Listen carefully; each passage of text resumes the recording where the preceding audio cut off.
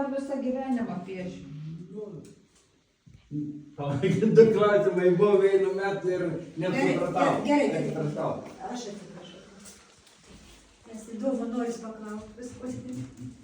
Tiesiog man keista yra, ką savo žmogų nesaugo, savo parapiją. Nu niek nepadarysi, kad toks į požiūris.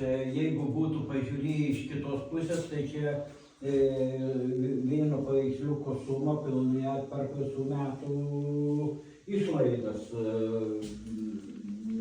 Bet Yra metai.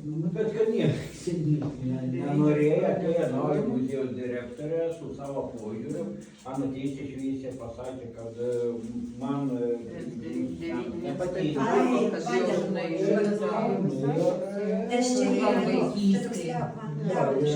Ir meras pritarė, tai Pavyzdžiui, kaip čia piešta, kaip čia. Nu, čia kaip vaikų. nutarė, kad tą tėvų palikimą, kuris buvo paliktas muziejui, atiduot man. Čia mažas kryžius.